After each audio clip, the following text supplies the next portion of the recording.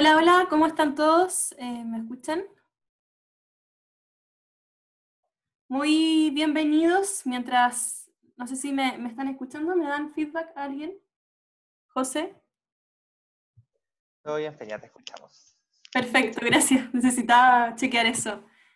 ¿Cómo están? Mi nombre es Fernanda, soy periodista del Ministerio de Ciencia y les doy la bienvenida a todos y todas los que ya se están sumando a este webinar. Por supuesto, bienvenidos a esta instancia que es organizada por el Ministerio de Ciencia. Muchas gracias por sumarse a un espacio que esperamos sea de debate, análisis y también de conversación, y esperamos que también sea muy enriquecedor para los que se están ya conectando y quienes nos van a acompañar este martes. Mientras se va sumando la gente, les contamos como contexto que este webinar es parte de un ciclo de reuniones virtuales que venimos realizando hace más de un mes y que se realizan cada martes en el marco del proceso participativo de la política de inteligencia artificial. Y justamente lo que buscan es acercarlos a ustedes, a la gente, a las personas, a los usos y alcances de la inteligencia artificial, y también abrir un debate contingente y necesario sobre las aplicaciones de esta tecnología, sus limitaciones, los dilemas éticos asociados y todo lo que tiene que ver con eso. Con ese objetivo, en este espacio hemos buscado abordar este tema desde distintas miradas, no solo desde la ciencia y la tecnología, sino también desde, no sé, miradas como la educación, el emprendimiento, la salud, la cultura, también la perspectiva de género. La semana pasada tuvimos un webinar sobre los sesgos de los algoritmos, y precisamente en esa línea es que invitamos al webinar del día de hoy a la psicoanalista, escritora y columnista Constanza Michelson para ampliar este tema y pensarlo también desde la óptica del psicoanálisis y la crítica cultural y, por qué no decirlo, política.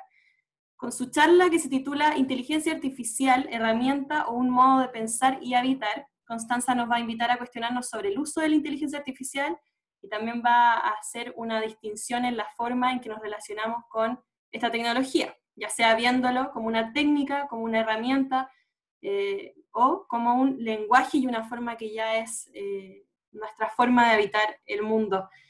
Saludamos a Constanza. ¿Cómo estás, Constanza? Muchas gracias por aceptar esta invitación y estar con nosotros hoy día. ¿Nos escuchas?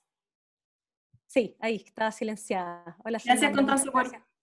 por estar acá. Gracias a Vamos ustedes por la invitación. ¿Me acerco un poco a lo que vamos a hablar hoy día o no? O sea, ¿estamos en esa línea o me faltó algún dato que adelantar? No, vamos a hablar justamente de eso. Vamos a hablar de la relación entre técnica y política. Buenísimo. Buenísimo, Constanza. Bueno, y antes de partir con esa interesante charla, primero queremos recordarles algunas consideraciones previas. Este espacio está pensado para que todos ustedes participen.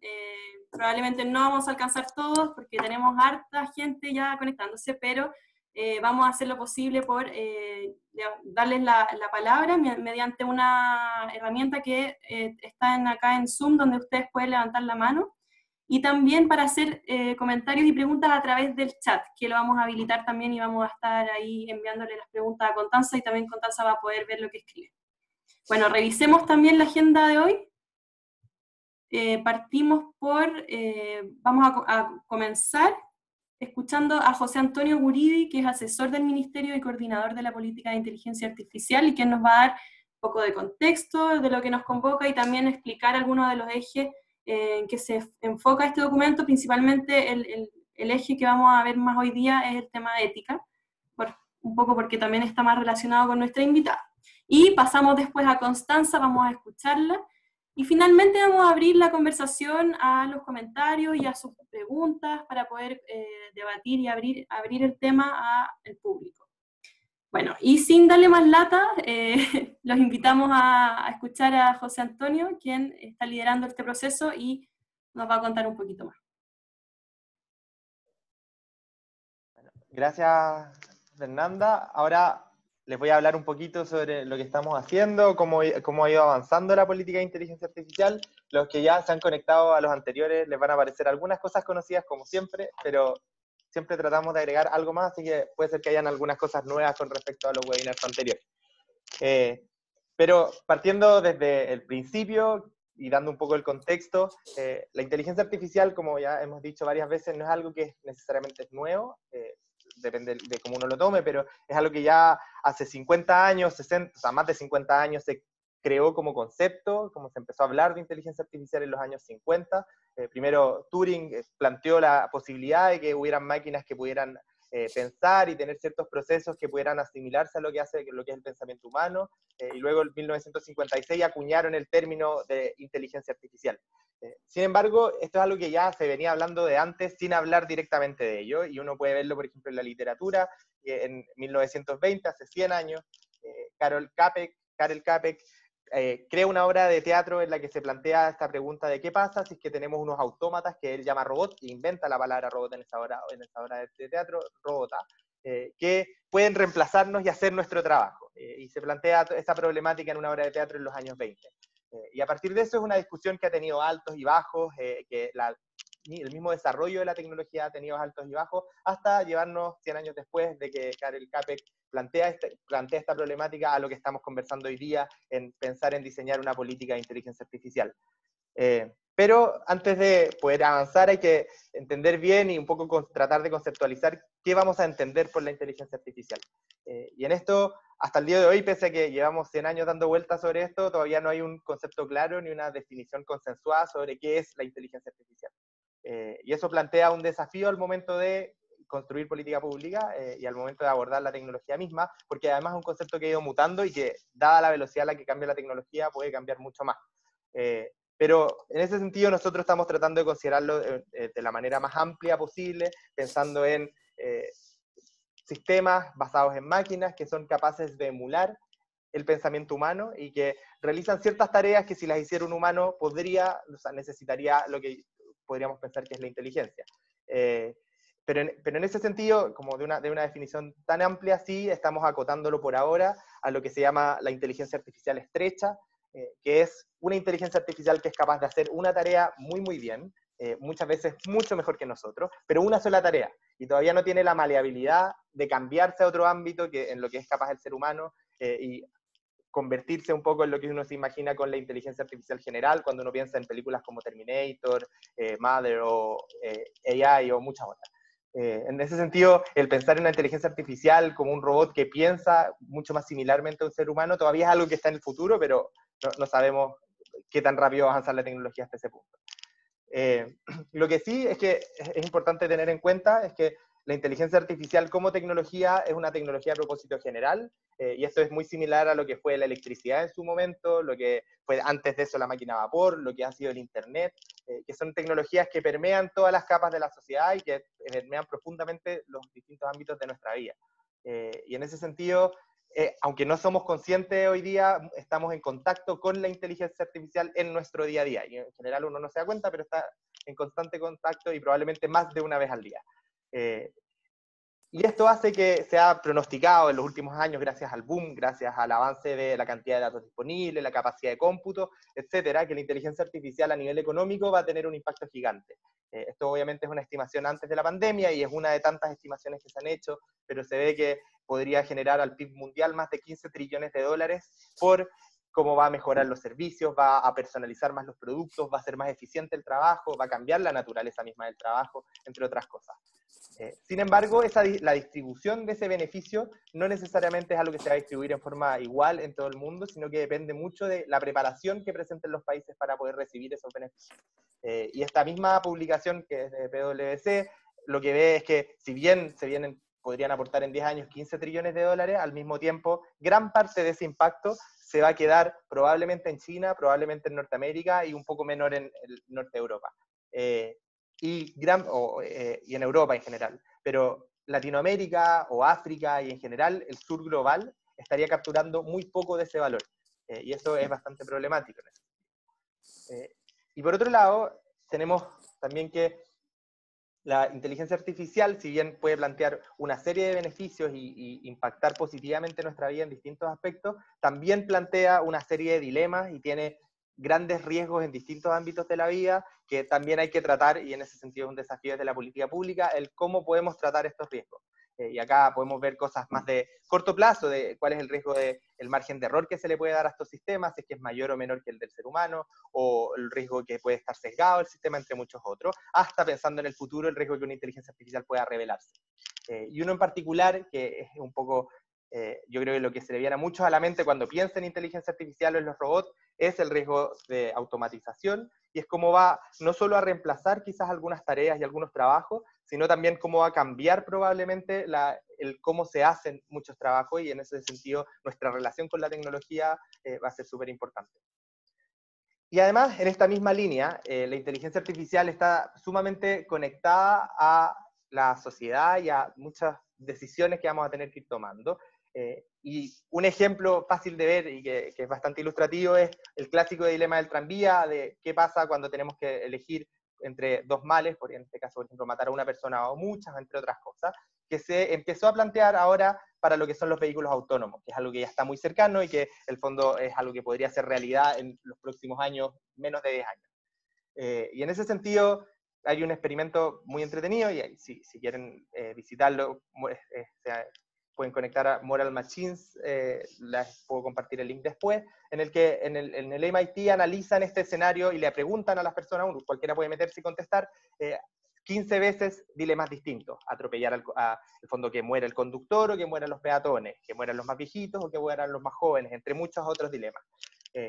Y lo interesante de esto, pese a que en sí es un problema sin solución y que al final es un dilema que como sociedad tenemos que ver cómo abordamos, lo interesante es que las distintas zonas del mundo responden a ese dilema en forma distinta, y esto nos muestra la importancia que tiene lo local en el desarrollo de estas tecnologías que son globales.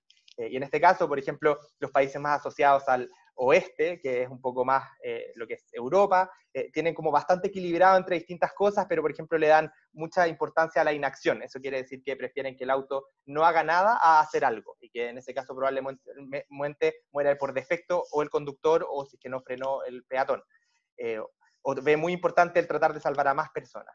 Pero por ejemplo, si uno ve los países asociados al este, que es predominantemente asiático, tienen súper importante el predominio de la ley, es que se salve a la persona que estaba cumpliendo la ley. Por ejemplo, al que estaba cruzando con verde y no al que estaba cruzando con roja. Pero si uno ve el sur, y que acá en esta categoría están todos los países casi de Latinoamérica, salvo Brasil, por ejemplo, se ven cosas como muy importantes, o sea, como la importancia de salvar mujeres, de salvar a la persona con mejor condición física o de salvar a alguien con mayor estatus. Y esto obviamente tiene un montón de limitaciones, es un estudio exploratorio, pero da luces como distintas culturas e idiosincrasias pueden llevarnos a pensar en forma distinta los dilemas que plantea la tecnología. Y el problema que hay con respecto a esto es que la discusión ética sobre esto ha estado sumamente concentrada en Europa y Estados Unidos, y es algo que a nivel latinoamericano hemos discutido muy poco, y que creemos que es sumamente importante que en Chile podamos tener esta reflexión profundamente, en forma sumamente participativa, y a partir de eso también que Latinoamérica pueda tener esta reflexión. Y esto es algo que vamos tarde, esperamos ponernos al día. Las estrategias partieron un poco tarde, y acá sí se ve, la mayoría de las estrategias partieron en el hemisferio norte, pero es algo que ya se está avanzando, y hay distintos casos en Latinoamérica donde estamos avanzando con estrategias de inteligencia artificial, con distinto éxito en la implementación, pero en el fondo estamos ¿Aló? en la carrera. ¿Aló? Y en ese sentido, ¿Quién llama? parece que alguien está... Y en ese sentido, el año pasado, en el fondo, hicimos un diagnóstico y se lo presentamos al presidente, y nos encargó como ministerio el desarrollar una política de inteligencia artificial que no solo busque empoderar a la ciudadanía en el desarrollo y la aplicación, o sea, la captura de los beneficios y generar un ecosistema, sino que también propiciar la participación de la ciudadanía en el debate sobre las consecuencias que va a tener la tecnología. En ese sentido, necesitamos que todos podamos comprender qué es la tecnología, y en base a eso también podamos discutir qué es lo que queremos en nuestra relación con la tecnología. Y un poco la línea de tiempo que hemos seguido, que se ha visto bastante removida, primero por el estallido social de octubre, luego por el coronavirus, y que hemos tenido que ir replanteándola, cambiando plazos, pero también tomando la oportunidad de ojalá ampliar los procesos participativos.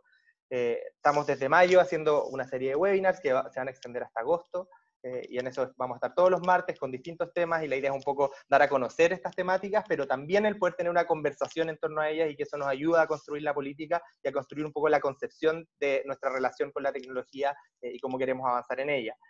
Por otro lado, tenemos un proceso de participación abierto de mesas autoconvocadas, que se extiende también hasta el 30 de agosto, esto se abrió en febrero, luego tuvimos un pequeño receso por el coronavirus, pero lo vamos a tener abierto hasta agosto, en que cualquiera puede, sea una persona o grupos, organizaciones, empresas, fundaciones, lo que sea, pueden coordinarse, generar reuniones y generarnos documentos como insumo a la política. Nosotros vamos a revisar todos los documentos que nos lleguen para poder ver cómo podemos consolidar y eso incorporarlo en la política cuando la lancemos. Y para el segundo semestre, si es que no pasa nada del calibre de una pandemia nueva, de otra cosa más, en este 2020, esperamos poder tener una consulta pública ya sobre el borrador del documento y estar lanzando la política hacia fines de año. Y esta política tiene principalmente tres ejes, y hoy día voy a explicarlos brevemente cada uno, pero quiero hacer un poco el doble clic en el tercero. Lo primero es los factores habilitantes de la tecnología, y es un poco qué es lo que necesitamos para que la tecnología se desarrolle, un poco en bruto. Y en ese sentido estamos viendo que un componente importantísimo es el capital humano, y esto que exista educación con respecto a la tecnología desde el colegio, y esto es desde el colegio, el poder comprender el pensamiento computacional, habilidades de lógica, entre otras, que nos llevan a construir el conocimiento sobre la tecnología, pero también la discusión de dilemas éticos.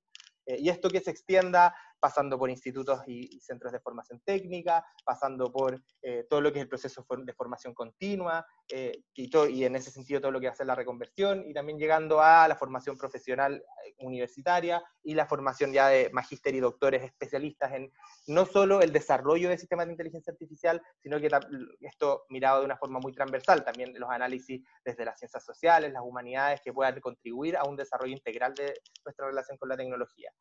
Por otro lado, tenemos lo que son los datos, y eso es poder tener datos de buena calidad, que sean interoperables y que efectivamente puedan estar disponibles, salvaguardando siempre a las personas a nivel de Estado y a nivel de privado. A nivel de privado me refiero a que, por ejemplo, que las empresas puedan compartir sus datos a nivel de industria, y que una industria, teniendo todos sus datos compartidos, pueda trabajar para tener, por ejemplo, mejores algoritmos y aumenten la competitividad general, y esto obviamente salvaguardando a las personas y a la competitividad de ellas mismas. Y todo lo que es la infraestructura, que hemos visto, yo creo que con la pandemia, lo importante que es tener buen internet, que llegue a todos lados, que llegue en forma igual a todos, y que cuando todos podamos tener acceso a la tecnología, y eso es algo sumamente importante. En segundo lugar, tenemos un poco el desarrollo mismo de la inteligencia artificial y en lo que se aplica, que esto va cómo se genera investigación en las universidades y en las empresas y centros de investigación, cómo se coordinan entre ellas para generar investigación aplicada, y luego al otro lado, cómo demandamos esa tecnología, cómo por un lado las empresas adoptan la tecnología, cómo las personas adoptamos la tecnología, y también cómo el Estado, como un ente más grande y que puede dar ciertos lineamientos, puede modificar sus procesos de compras públicas, por ejemplo, para adoptar la tecnología a su interior y usarla de buena manera. Y finalmente tenemos el tercero, que es ética, aspectos normativos e impactos sociales y económicos, que es un poco heterogéneo, pero que aborda varias cosas que voy a mostrarles brevemente. Esto obviamente es una lista no exhaustiva, pero al menos abordamos lo siguiente. Y en ese sentido tenemos discusión ética en torno a distintas cosas, como cuáles son los principales dilemas que se enfrentan y cómo podemos empezar a resolverlos o no, qué orientaciones se tiene que adoptar y cómo nos ponemos de acuerdo como sociedad y como chilenos y chilenas, qué valores tiene que tener esta ética, esta tecnología para que efectivamente sea justa y esté centrada en la persona, cómo podemos lidiar con el hecho de que hay características locales y se puede tener una gobernanza local de la tecnología, pero que al mismo tiempo tiene que estar conectado con una gobernanza mucho más global, dado que la globalidad de la tecnología, cuál es la responsabilidad en caso de los daños, como el ejemplo del vehículo autónomo, cómo abordamos los trade-offs de la privacidad, por ejemplo, hasta qué punto nosotros como personas somos dueños de nuestro dato y queremos ser dueños de esos datos, y hasta qué punto queremos entregarlos para el desarrollo, entre muchas otras cosas, como qué otros desafíos normativos existen, donde hay incertidumbre, donde no, etcétera. Y por otro lado también todo lo que son los impactos, cuáles son los impactos sociales que tiene esta tecnología en temas de desigualdad, en las brechas de género, por ejemplo, y otras brechas, también en la pobreza misma, cómo puede incrementar o disminuir la desigualdad dependiendo cómo se trate, incluso desafíos de sustentabilidad y el cambio climático, que el excesivo uso, por ejemplo, de algoritmos ineficientes podría generar problemas en esa línea. Y obviamente tenemos otros temas como el impacto económico, la propiedad intelectual, la ciberseguridad, entre múltiples aristas que se tienen que tocar en este eje. Y con esto termino mi presentación y ya los dejamos con Constanza ahora para entrar en el contenido mismo de este webinar. Sí, gracias José. Los dejamos con Constanza con su título Inteligencia Artificial, herramienta o un modo de pensar y habitar. Vamos a conversar con ella, bueno, recordar que Constanza es psicoanalista, escritora, columnista, ha expuesto el tema de inteligencia artificial también en varias columnas y también en su libro, en su reciente libro, Hasta que valga la pena vivir. Bueno, adelante Constanza. Hola, bueno, primero muchas gracias por la invitación.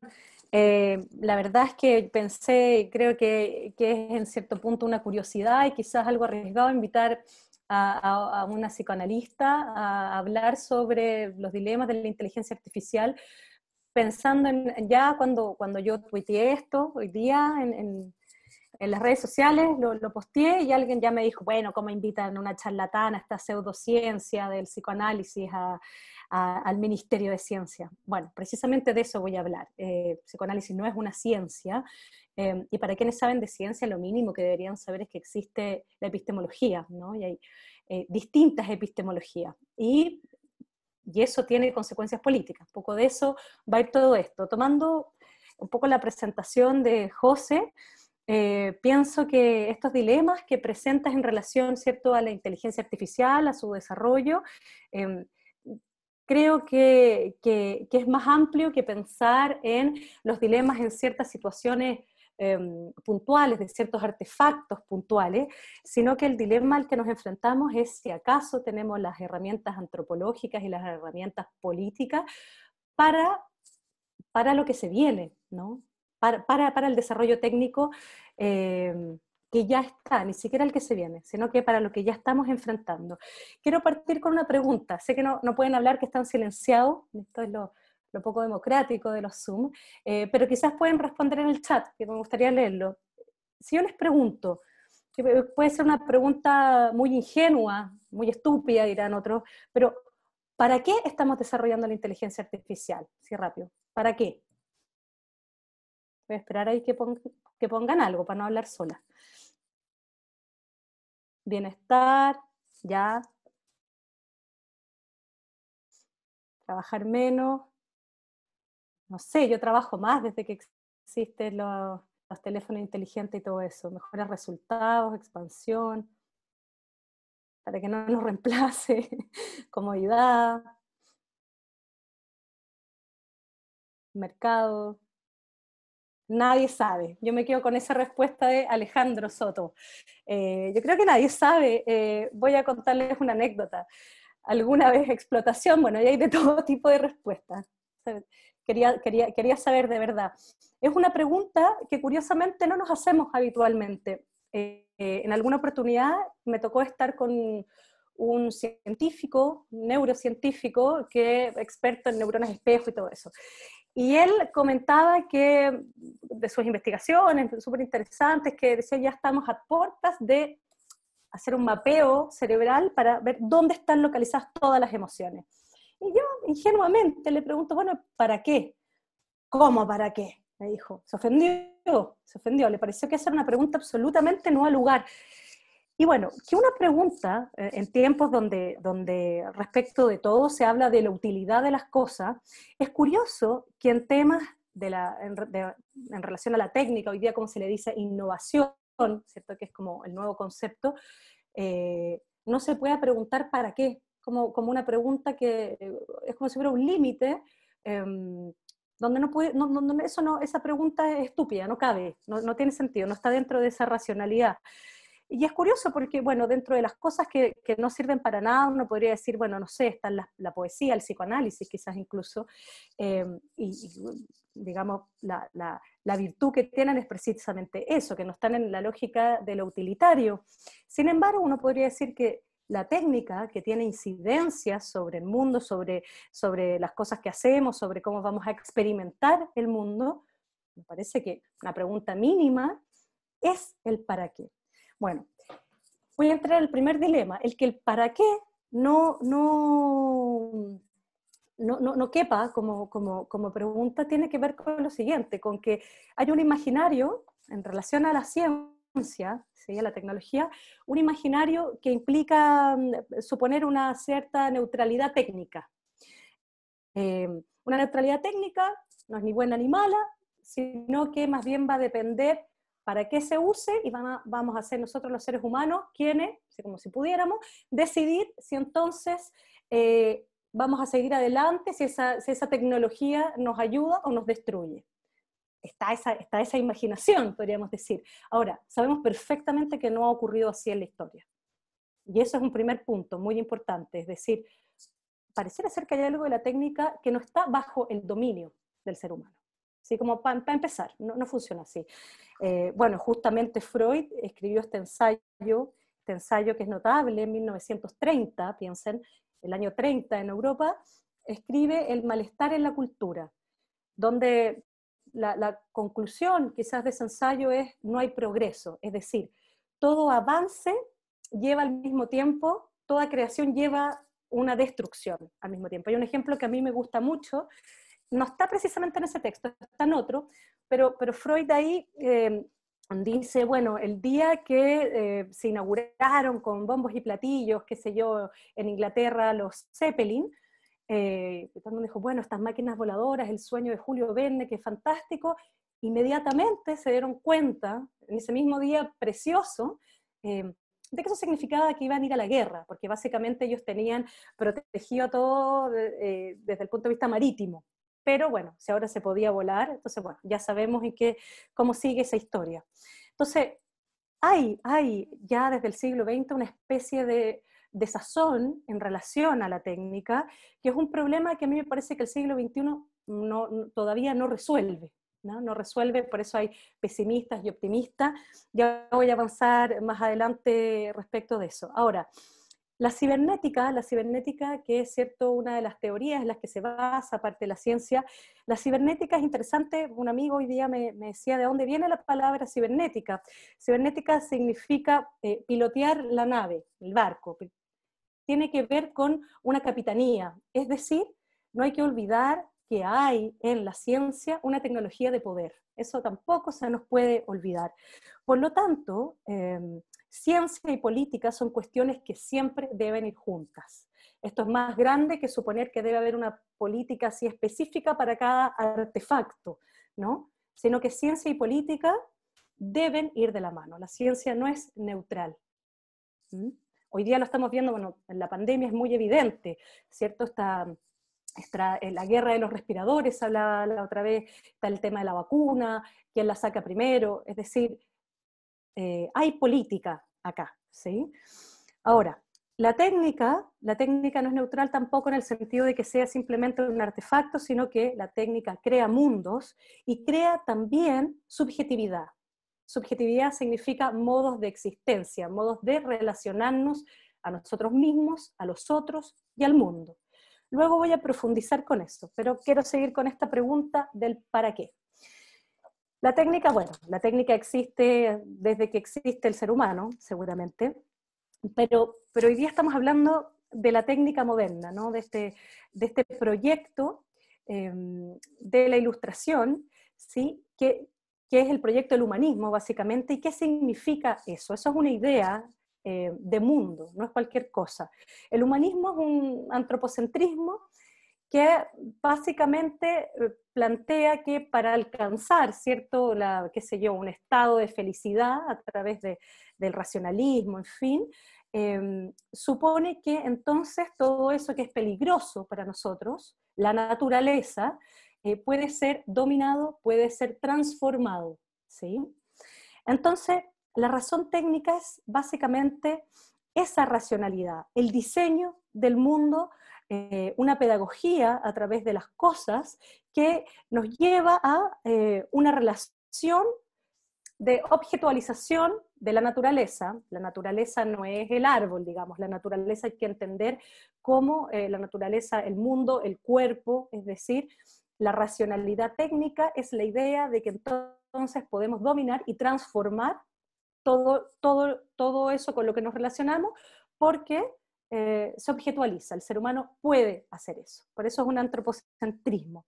Ahora, básicamente si la empresa del humanismo es planificarlo todo, nada queda a salvo, ¿sí? Decía Heidegger, entonces tiene que haber una justificación bien grande, un para qué, ¿no? O sea, si podemos explotarlo todo, bueno, va a haber cómo justificar eso. Sergio Rojas, filósofo chileno, decía, bueno, eso es el humanismo. La justificación de que el fin de ese proyecto, de esa empresa donde todo puede ser explotable, es el humanismo, ¿no? Y es el humanismo precisamente el que empieza a quedar en cuestión y que hoy día está en crisis. También empieza a quedar en cuestión en el siglo XX, siglo donde Freud escribió este malestar en la cultura, que era, piensen ustedes, el siglo donde la promesa del desarrollo técnico, de las ingenierías humanas, de controlarlo todo, bueno, derivó en un matadero. No hay que olvidar, en cosas geniales también podríamos decir, pero fue una tragedia. Y ahí es donde aparece, cierto, bueno, un poco el nihilismo contemporáneo también, es decir, una especie de desconfianza en la técnica, por otro lado un optimismo bien despolitizado respecto de la técnica, pero al mismo tiempo es como si esta maquinaria avanzara sola y bueno, uno dice, ¿qué hacemos con esto? ¿Estoy yo no de acuerdo con esto? Pero esa posición queda corta respecto de lo que estamos viviendo. Hoy día, si lo piensan, el proyecto, además, ¿sí? de la tecnificación, se ha acelerado tanto que ya tenemos la impresión que para la globalización no alcanza el planeta. Da la sensación que uno necesitaría como 4 planetas para poder lograr el proyecto de como hoy día se imagina, ¿no? La globalización, ¿no? Nos falta tierra, ¿sí? Como que nos quedamos sin tierra. Y también es medio literal, y sin agua también, en algún punto. Entonces, bueno, en ese contexto, hasta a lo que vamos hoy día, en esa racionalidad, una racionalidad abre preguntas, pero también cierra, limita el pensamiento. La pregunta del para qué no cabe, ¿no? No cabe.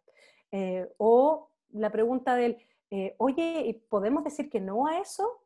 Eso menos. ¿Sí? Decir que no suena entre conservador o lo que sea, pero no, es algo que tampoco se puede nombrar. A mí me gusta estar atenta a las cosas que no se pueden nombrar.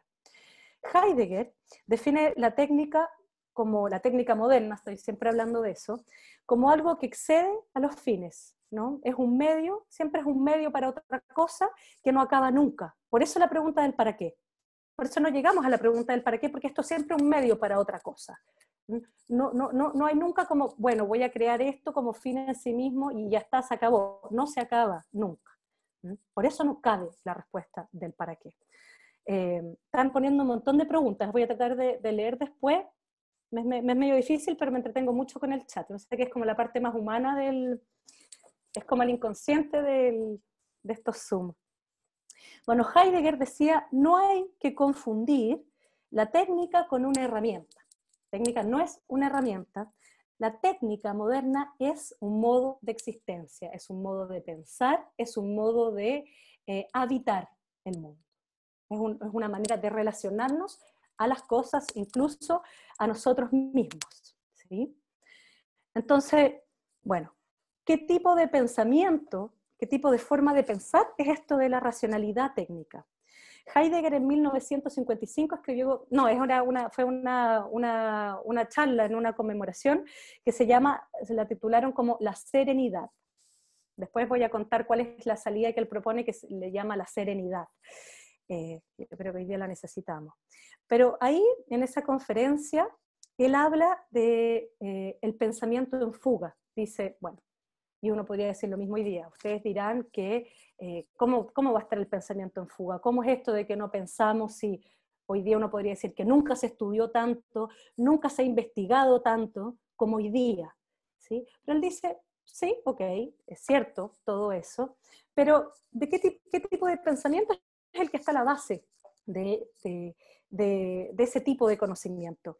Y él le llama el pensamiento pensamiento calculador, el pensamiento que calcula y que tiene que existir, por cierto. Dice, tienen que existir al menos dos tipos de pensamiento: el pensamiento reflexivo es el que necesita tiempo, es el que necesita espacio para pensar otra cosa, el que necesita detenerse, ¿sí? Mientras que el pensamiento del cálculo dice, bueno, siempre se está sacando una medida respecto de lo que se está haciendo, y es la lógica que les decía recién, no es de fines, es de medios infinitos, de algo que no acaba, porque el cálculo, bueno, ¿qué quiere el cálculo? El cálculo siempre quiere más, ¿no? En ese sentido, el cálculo es un tipo de pensamiento, se esté calculando algo, se esté trabajando cualquier empresa, ¿no?, de conocimiento, independiente que no esté ni siquiera trabajando con números ni matemática, bajo esta racionalidad que Heidegger llama el pensamiento del cálculo, tiene que ver más bien con un modo apresurado, un modo sin fin, y que es veloz y que olvida rápido, así como tomó algo, rápidamente también lo olvidó. A todo esto hay una autora que se llama Elizabeth Autka, que escribió un libro sobre la pandemia, pero el 2019. Y ella, una de las hipótesis de ella, lo que ella plantea es que las pandemias son de las catástrofes que se olvidan más rápido que otras, un poco por el sinsentido que tienen. Así que esta cosa del pensamiento que va a cambiar la humanidad, bueno, está el antecedente, ¿no?, de esta investigadora que plantea que es de las cosas que más rápido se nos olvidan de las cosas históricas, ¿no? Entonces, bueno, vuelvo a Heidegger, a propósito del escenario, en esta charla, La Serenidad, lo que él está hablando también de lo que se llamaba en esa época la era atómica, ¿sí? Donde, bueno, estaba esta idea de que estaba la bomba atómica, ¿se acuerdan los que son más grandes? Que siempre se podía acabar el mundo en cualquier minuto si alguien apretaba el botón, pero también era la promesa de poder tener energía para el planeta, resolver un problema gigantesco, ¿no? Y Heidegger dice algo súper relevante ahí, dice, está el miedo al desastre, es cierto, pero también aparecen los premios Nobel diciendo esto es el mejor invento del mundo, que seguramente pudo haber sido para la época, pero dijo, bueno, si hubiera un desastre, quizás ni siquiera sería lo peor. O sea, él dice, ¿qué pasa si no pasa nada? Es decir, si triunfa la cosa de la era atómica. Lo que se instala ahí, entonces, es una aceleración de un modo técnico. O sea, si triunfa esto de la era atómica, si no explota la bomba, en fin, triunfa una racionalidad al mismo tiempo. Dice, bueno, esto está recién empezando, dice, en los años 50, y seguramente vienen unas revoluciones que no sabemos de qué se tratan, y que lo más probable es que no haya nadie que pueda llevar el curso histórico de la época, y que es un poco la sensación que se tiene hoy día, digamos. La pandemia revela muy bien esto, que es como, ¿hay alguien a cargo de esto? ¿La OMS sirve para algo? ¿Funciona? ¿Sí? Hay algo, y esa es la idea de Heidegger, que la técnica finalmente es una relación al mundo que nos quedó grande, donde claro, se suponía que está el ser humano al centro de este humanismo, pero pareciera ser que no fue tan así.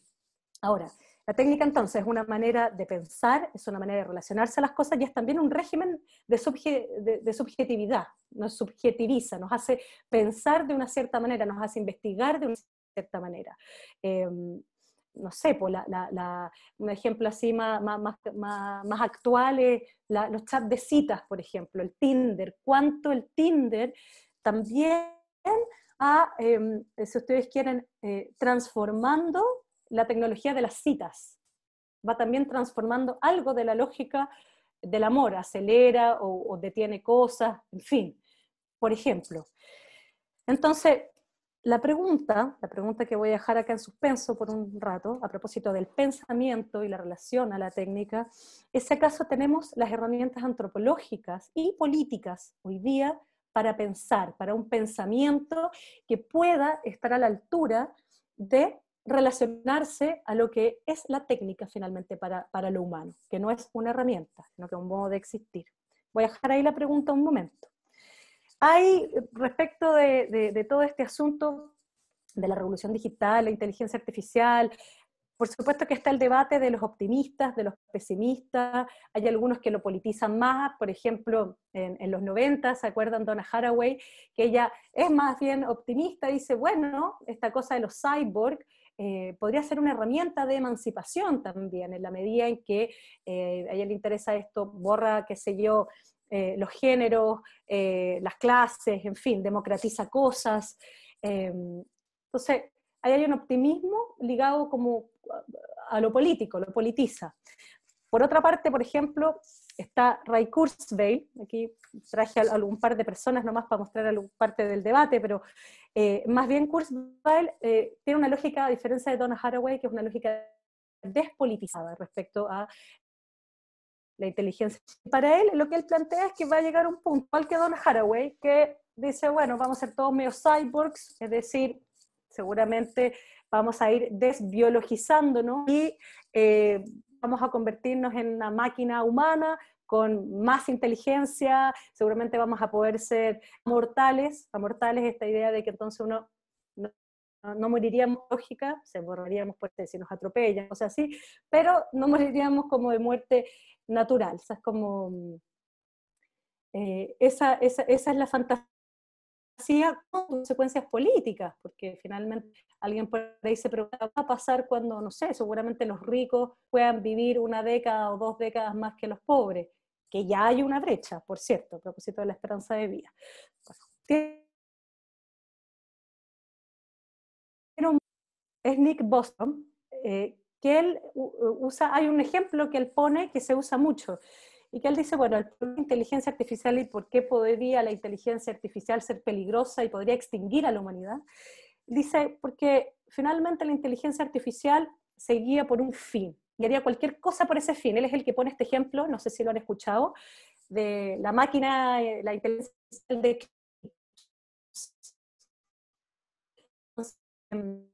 él dice, Hilbert, que viene mucho a Chile, también este experto en Big Data, siempre usa ese ejemplo. Si un cierto clips, si esa es podría ser que entonces, no sé, hago cualquier cosa para lograr hacer clips. Podría, no sé, hacer una guerra, si tiene que ser una guerra entre medio, hace una guerra con tal de lograr su fin, la máquina de clips. Y que esa racionalidad, si se fijan, es la misma idea de lo que plantea Hannah Arendt sobre el caso Eichmann, sobre la banalidad del mal. Para quienes no sepan qué es eso, Hannah Arendt es una filósofa que asistió a uno de los juicios, ¿cierto?, de los nazis, específicamente de Eichmann, un funcionario nazi, y ella luego escribió un artículo que dejó la escoba en Estados Unidos, diciendo que, bueno, en realidad Eichmann no era ningún monstruo en particular, a pesar de que daba su decisión, este era el burócrata que decía, ya, este se va adentro al campo de concentración, en fin, por culpa de él murieron, qué sé yo, millones de personas. Decía, no es ningún tipo de monstruo, cuando llega a su casa y es un buen papá, en fin, no sé. Y dice finalmente que lo que Eichmann decía es que él recibía órdenes, nomás como la máquina de clips. Esa racionalidad. Yo sigo un fin, tengo que hacer lo que tengo que hacer. ¿Sí? A eso Hannah Arendt le llama la banalidad del mal. Uno diría, bueno, pero qué estúpido eso, ¿cómo uno podría llegar a esa condición de autómata, así como de entonces hacer cualquier cosa sin medir las consecuencias? Me parece que estamos en los tiempos de los nazis, en el sentido de que entonces no existe ese Eichmann, o quién sabe, pero de todas maneras hay algo de esa racionalidad que nos ocurre todo el día, donde hoy día, si se fijan, podemos hablar de muchas cosas, cada vez sabemos más cosas, pero cada vez menos podemos operar sobre el mundo. Importa mucho que sepamos muchas cosas, ¿no? Sino que uno podría decir, si alguien nos pusiera un juicio, así como hoy día se hace juicio a todo el pasado y votan estatua y todo, qué sé yo, en 50 o 100 años más nos podrían hacer el juicio por no haber hecho nada, por, no sé, por evitar el calentamiento global o no sé qué cosa. Y bueno, sí, seguramente hablamos mucho, no sé qué tanto hacemos, porque, y ahí está el punto, si acaso tenemos las herramientas antropológicas y tenemos las herramientas políticas para hacer. Y eso es una pregunta política muy de fondo. Ahora, iba con este Nick Bostrom y la banalidad del mal. Bueno, Heidegger, vuelvo a Heidegger, decía que en todo caso esta idea del pesimismo o el optimismo respecto de la inteligencia artificial, no la inteligencia artificial no es su época, pero de la técnica, no es estar a la altura del problema, eso no es pensar. Hoy día que estamos todo el tiempo en esta especie como de moral, quizás porque no tenemos las herramientas políticas para hacer grandes cosas, que moralizamos entonces. Bueno, eso del pesimismo o el optimismo no es estar a la altura del asunto. Aquí hay algo que ocurre, ¿sí? Hay una realidad, hay algo que no se detiene, hay algo que existe, efectos positivos, negativos, en fin. Y el pesimismo y el optimismo no nos alcanzan como fundamento del pensamiento que estoy tratando de elaborar hoy día, ¿no?, con estos autores, para ver cómo enfrentar el asunto de la inteligencia artificial. Ahora, hay, respecto del pensamiento, me voy a meter en asuntos más psicoanalíticos ahora, a propósito de la subjetividad y el pensamiento. Es cierto que la automatización es un asunto del cual se ha hablado, digamos, y no es primera vez que ocurre, ¿no?, que cambian los modos de producción, por cierto, y que sabemos que es un asunto político. Hay quienes dicen que el 2050, sí, no sé, el 40% de los trabajos ya no van a existir. ¿Qué vamos a hacer con eso? Está pendiente, eso de todas maneras. Se le llama esto la cuarta revolución industrial, ¿no?, o algo así. Pero también hay una pregunta más, además de la automatización, y que es si acaso la inteligencia artificial va a lograr sustituir a lo humano en algo más que el trabajo. ¿Va a lograr o no sustituirnos? Vamos a, qué sé yo, amar a los robots, tener sexo con robots, pues eso ya ocurre seguramente. No, se ocurre, de hecho. Aparece esa pregunta, ¿sí? Entiendo que hay una etapa del desarrollo de la inteligencia artificial, los 80, los 90, que se llama el invierno de la inteligencia artificial, donde las cosas salieron mal. El tipo de programación que se usaba, ¿no?, de imitación o para lograr ciertas tareas inteligentes resultaban siendo tontas. Un súper buen ejemplo es el Google Translator, el traductor de Google, que hace unos años atrás no funcionaba para absolutamente nada. ¿Se acuerdan que traducía pésimo? Y si se dan cuenta, hace algunos años ya, que de repente, se pegó un cambio cualitativo el traductor de Google.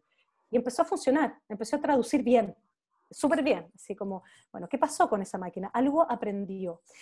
Y efectivamente, después de los 2000 se le llama la edad dorada del verano, de la primavera, de la inteligencia artificial, donde cambian el modelo de programación y que se empieza a parecer más a cómo está estructurado el cerebro humano, ¿sí? Y aparece esto del machine learning, que es la máquina aprende con ejemplos, que no es esta programación entonces como de un código por otro, sino que empieza a aprender, y se empieza a hablar de las redes neuronales artificiales, como un cerebro, que son millones de neuronas y de conexiones, que no sabemos cuáles son esas conexiones. Entonces, ahí se empieza a parecer más al modelo de la inteligencia humana, ¿cierto? Que también tiene una opacidad, no sabemos cuántas conexiones hay ahí, ni la respuesta, no sabemos la respuesta de antemano que la máquina va a tener.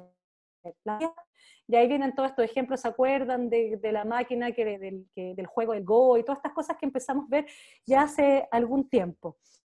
Entonces, bueno, ahí Martín Hilbert, que es experto en Big Data, que viene mucho a Chile, alguna vez lo escuché decir, que decía que, bueno, si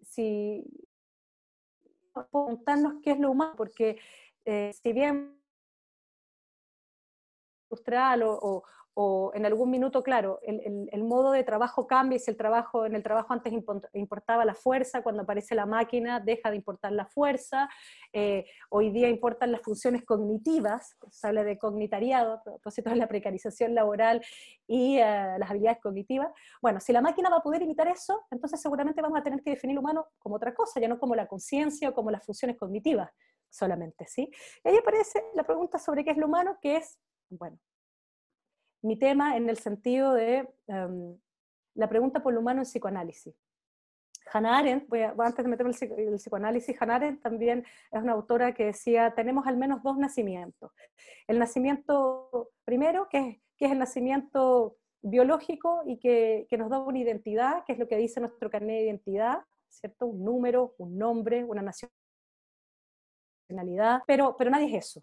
Finalmente, si a mí me abren o me cierran una puerta, ahí es donde entramos al nacionalismo o al racismo. Lo único que somos lo que dice nuestro pasaporte o nuestro carnet. Ya dice, finalmente, lo que es propio del humano es la natalidad, es poder volver a nacer, al menos una vez, varias veces, y es que nos constituimos en el lenguaje. Es decir, las personas somos, no por lo que dice nuestro carnet de identidad, sino por el cuento que contamos. Pero para contar un cuento alguien nos tiene que preguntar algo respecto de nosotros. Hay un autor que tiene un título que es bien feroz, de un ensayo, se llama Marc Crepon, y que habla que se llama Aquí nadie sabe quién soy. No sé si han vivido esa experiencia desoladora de que a nadie le importe quiénes son ustedes. Son nada más, pero que nunca yo tenga que presentarme por lo que soy en mi carnet de identidad. Creo que ahí ya estaríamos hablando un poco del fin del mundo. Y que sabemos que cada cierto tiempo eso ocurre. Pero bueno, entonces a lo que voy, ¿qué es lo humano? No es solamente el primer nacimiento, sino que también es constituirnos en el lenguaje. Y esa relación al lenguaje nos hace ser unos animales culturales bien particulares. Si hay una definición que a mí me gusta, ¿no? Es del mejor filósofo chileno, que siempre lo cito, Carlos Caselli, y que dijo alguna vez en una entrevista, ¿se acuerdan?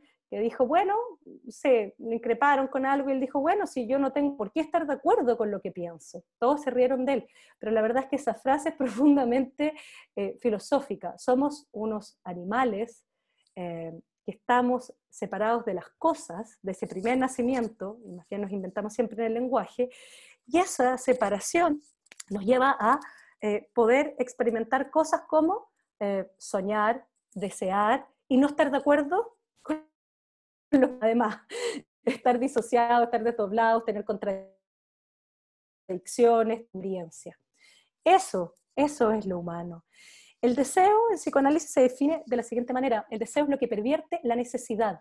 La necesidad es el dato. ¿Ah? Alguien podría decir, bueno, el dato es que las personas necesitan tal cosa.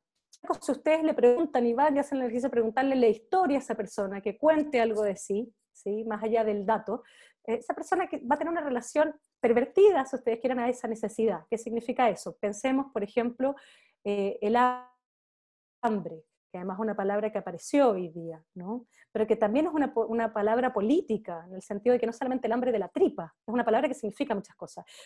Pero el hambre, cualquier persona que el hambre. Fíjense ustedes que siempre las personas comemos de más, comemos de menos, pero nunca comemos lo justo. Comer es problemático, la comida es problemático. Y así cualquier necesidad, ni digamos el sexo o el amor, que ya es profundamente de que hablan en la clínica, fundamentalmente de amor. ¿Sí? No solamente amor de pareja, pero del deseo excesivo, de que quién soy y yo poder inventar una historia. Básicamente es eso, lo que buscamos permanentemente. Entonces, bueno, está este asunto de que, entonces, ¿qué es un humano? Es una cosa bien rara, no es una recolección de datos solamente, sino que es una relación, ¿sí?, a las cosas, a las necesidades, a las cosas objetivas, si ustedes quieren, que se da unas vueltas, que las lenguajea. Y eso nos ubica en el lugar del deseo. El deseo no es lo mismo que lo que decimos que queremos. El deseo no está ni siquiera dentro de las personas. Por eso la pregunta es si acaso una máquina puede desear, si acaso es replicable el deseo humano. Les pongo un ejemplo. En fin, no sé, no les gusta a nadie, no tengo idea. O no, el típico ejemplo que pongo, está en la tienda, necesitan comprarse una polera, y una roja, azul y una amarilla, y no saben cuál quieren, en realidad no saben, se buscan ustedes mismos, qué sé yo, pagan una terapia para saber qué es lo que realmente quieren, se van al tiro que realmente quieren, no tienen idea qué quieren, ¿no? Entonces están en la tienda y de repente llega alguien que a ustedes les parece, qué sé yo, que les es admirable, y se compran la polera roja, que es la polera roja. Entonces, ¿dónde está el dinero? Había que ir a encontrarlo. era en un dato, lo podía calcular un algoritmo, o tuvo que ver con qué me pasó con ese otro. Localizar el deseo, una imagen para una topología del deseo humano es esta figura de la banda de Moebius. Eso sí, si no la pueden googlear, no pasa nada. A ver, José.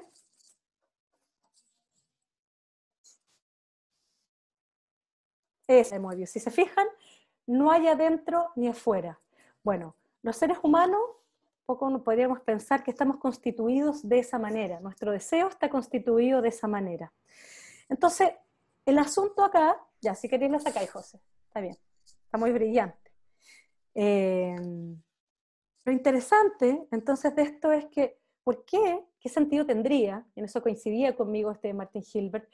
¿Por qué una máquina querría imitar algo tan enredoso y algo tan estúpido como una inteligencia, que es tonta en cierto sentido porque no coincide con lo que piensa, no sabe lo que quiere, dice que desea algo pero después se dio cuenta que no era, ama donde desea donde no ama, nunca come, nunca sabe si está comiendo bien o mal. Es un cacho esto de la inteligencia humana, si ustedes quieren. No sé por qué una máquina tendría que imitar eso, ¿no? Hilbert también usa el ejemplo que, bueno, cuando se inventan los aviones no es que uno imite al pájaro, ¿para qué imitar a un ave, digamos, ¿no? Sino que imita otra cosa. Es otra cosa. Entonces, esta idea de que el ser humano va a imitar a lo humano me parece bastante difícil. Lo que me preocupa más es un asunto que es político, y es el siguiente. ¿No es acaso esta racionalidad técnica, este tipo de pensamiento, al que lo es Heidegger más bien, el que lleva a los seres humanos a que nos relacionemos a nosotros mismos como si fuéramos máquinas, o objetos, o cosas? ¿Sí? Pongo un ejemplo que también doy mucho, y que es, por ejemplo, cuando las personas, y esto pasa en la clínica, llega y dice, bueno, estoy fundido, tengo burnout, esta cosa de fundirse, o no puedo conectarme, o quiero enchufarme o desenchufarme. Y me dice, bueno, ¿tiene algo más que usted decir sobre usted mismo? No, enchúfeme, o desenchúfeme. Entonces, bueno, ahí hay una subjetividad, ¿hay humanidad o hay un electrodoméstico? O esa persona se relaciona a sí misma como un electrodoméstico. Porque muchas personas finalmente lo que va restando, lo que empieza a ocurrir es una especie de destrucción de la experiencia y del lenguaje, que entonces nos lleva a relacionarnos a nosotros mismos como la técnica con el mundo. Una explotación, se ha dicho mucho eso, que hoy día nos autoexplotamos y nos tratamos de esa forma. Si ustedes piensan en las palabras, el lenguaje es muy importante para crear mundo, y el lenguaje empieza a vaciarse de sentido. El lenguaje del management también me parece que sirve mucho para explicarlo. Esta fuga de pensamiento, me parece a mí, no quiero decir que del management sea tonta, sino que quiero decir que es una racionalidad que entonces implica una manera de pensar y impone unas palabras que entonces uno ya no sabe si tienen mucho vuelo. Se las voy a decir, a mí al menos no me animan para nada, no me provocan ningún tipo de excitación, ningún tipo de deseo. La palabra, sin ir más lejos, innovación. ¿Qué es innovación? No sé, yo en un futuro, no sé, me imagino un celular, una licuadora, pues la verdad es que no es una palabra que a mí me haga volar. Ya hablamos tanto de innovación, no sé usted. Por ejemplo, otras palabras, o esta idea de la innovación como soluciones versátiles para la vida moderna. O sea, a mí no me produce ningún tipo de experiencia estética, ni ética, a mí al menos. Otras palabras que se vacían de sentido transformador, por ejemplo, que se dicen mucho, pero uno ya no sabe qué significan. Salud mental, educación de calidad, helado de vainilla, no sé. Si yo les digo, bueno, ¿cómo está tu salud mental? Sí, no sé, muy bien, muy mal, no tengo idea, a veces estoy loca, pero no sé si quiero tener salud mental. ¿Explico?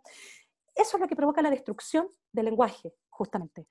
Entonces nos empezamos a parecer cada vez más a los datos, me parece, y hay un buen ejemplo, quizás para demostrar por qué lo humano es más que una recolección de datos. ¿Por qué? Lo humano está en este desfase, en el error, en el sueño, en el lapsus, en el no coincidir con uno mismo. No sé si vieron, y los que no vieron se lo cuento, hay un capítulo de Black Mirror que se llama Voy y Vuelvo. y que se trata de una pareja que el hombre sale, el novio sale y no vuelve más, se muere. Entonces está en un futuro donde entonces ella, la novia, puede acceder a la digitalización del novio.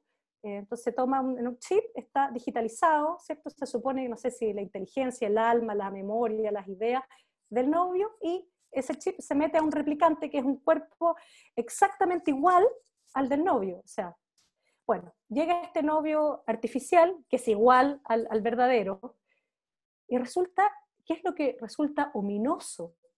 Finalmente, es que ese novio es exactamente idéntico a sí mismo. Es sin error. ¿Me explico? Es sin error. Precisamente no tiene esto que dice Carlos Caselli, que es freudiano, que es, no estoy de acuerdo con lo que pienso, sino que el replicante, como es una programación de datos, finalmente es idéntico a sí mismo. Y eso es lo que hace medio mortífero también en la política o en cualquier relación cuando alguien no tiene fractura. No sé si les pasa, ¿no? Que cuando si ustedes se enfrentan a alguien le dicen, oye, hola, ¿cómo estás? Y esa persona dice, fantástico, yo pienso esto y hago esto, soy consecuente, las cosas son así, así, no hay más conversación. Mientras que si uno llega, oye, ¿cómo estás? Como a las weas. Oye, yo también, bueno, ¿sabéis que hablemos?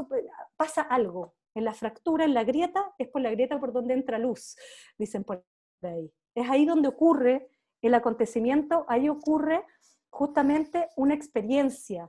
Estamos en tiempo, por eso estoy todo el tiempo hablando, por si se perdieron, estoy hablando de un tipo de racionalidad que va destruyendo algo de lo humano, ¿sí?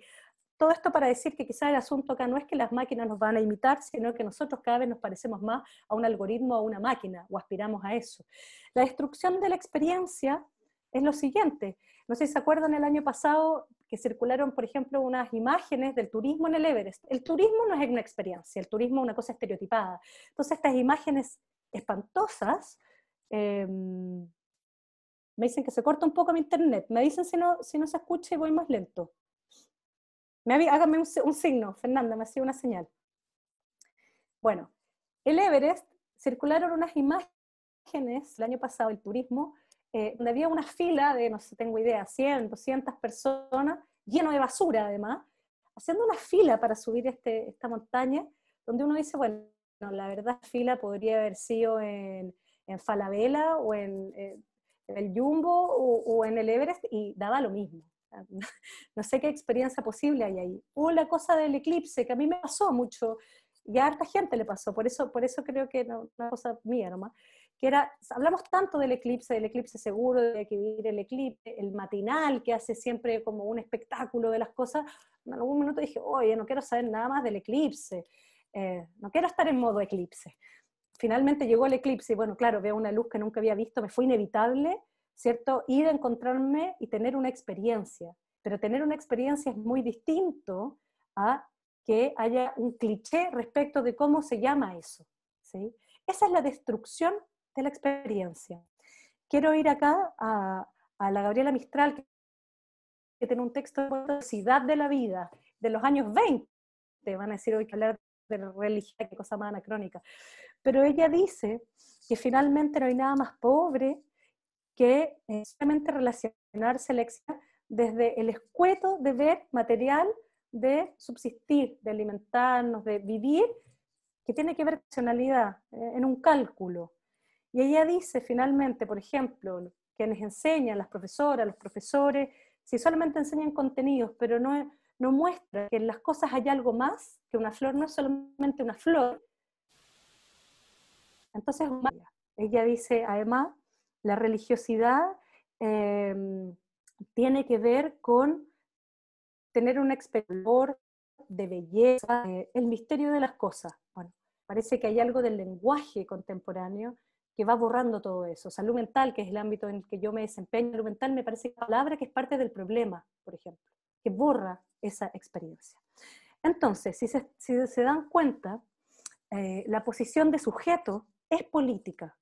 No es lo mismo un sujeto que siente que puede operar sobre el mundo, que tiene algo que decir sobre sí mismo más allá de su carnet de identidad, que alguien que se vive a sí mismo como un electrodoméstico, que no tiene nada que decir, sino que le saque la angustia o que alguien le diga, qué sé yo, cómo tiene que criar o cómo tiene que amar o lo que sea, ¿sí?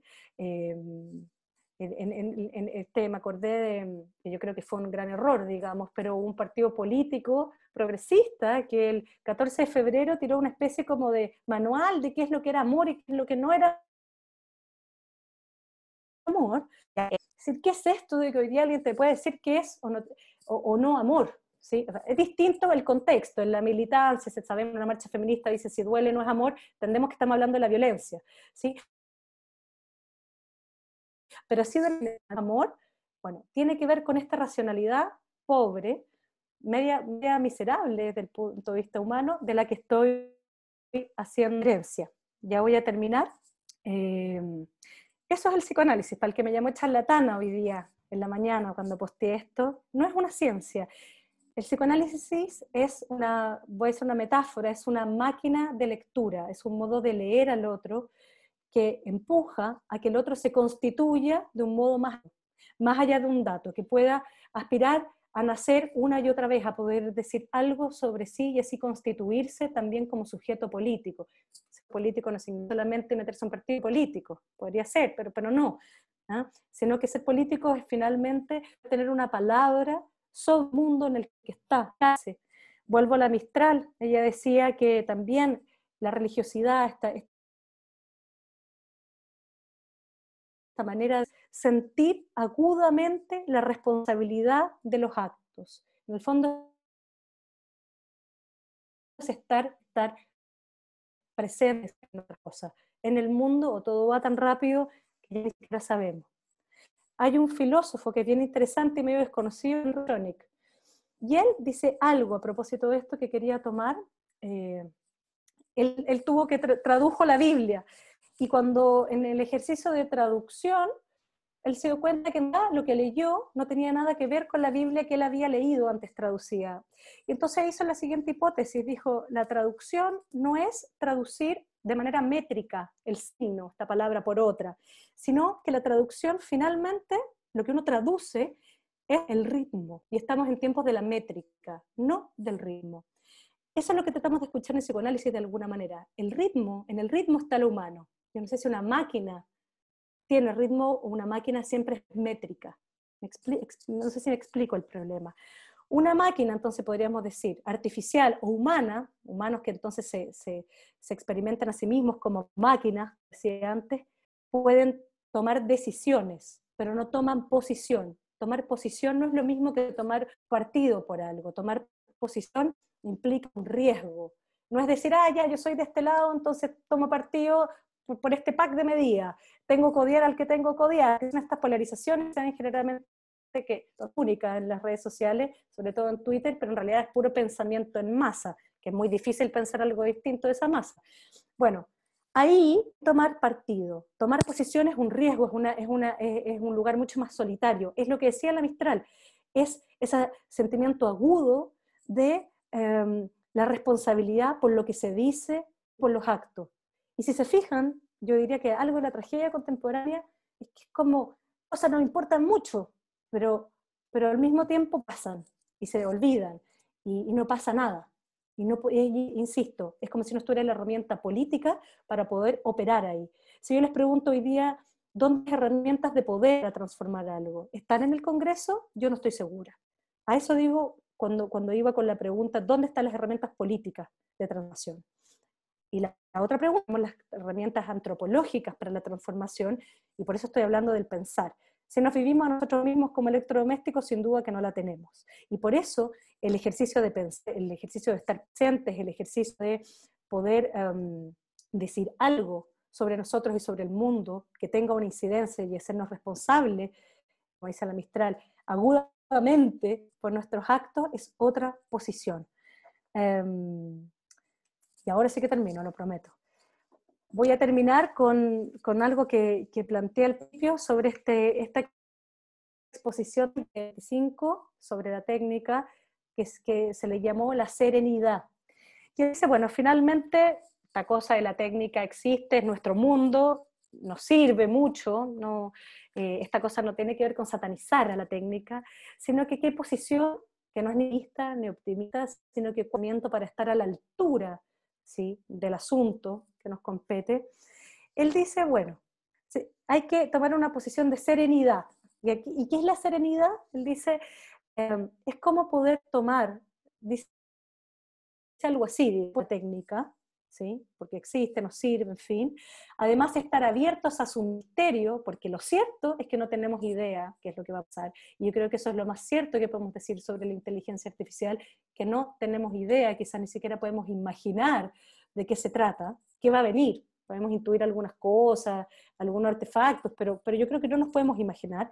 Está más allá, ¿no?, de nuestro dominio. Entonces, estar abiertos al misterio, decir que sí, pero también decir que no. Y quizás eso es lo más difícil, es decir, pensar en que siempre pensamos que la libertad tiene que ver con lo que podemos hacer, pero la libertad también es, y que es mucho más difícil, es la libertad para decir no, lo que no podemos hacer. Yo creo que ahí es donde se juega el lugar de la política. Para tener un pensamiento a la altura, como dice Heidegger, el pensamiento reflexivo, no solamente este pensamiento rápido del cálculo, necesita tiempo.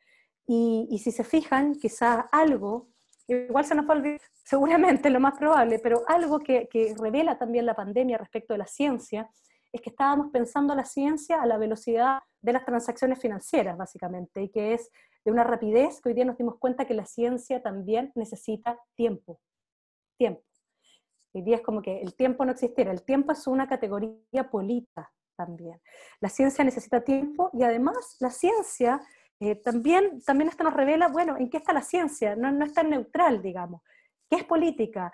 Cuando recién partió la pandemia, por ejemplo, leía por ahí que se había investigado mucho más, o se invirtió mucho más en Viagra, cosa de primera necesidad, parece, mucho más que en los virus, por ejemplo. Bueno, ¿quién decide eso?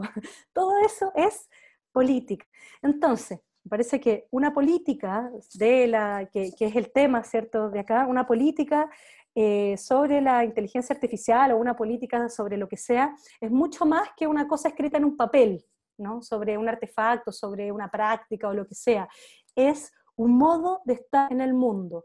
Por eso, pensamiento crítico, política y ciencia es un tinglado que no puede disociar.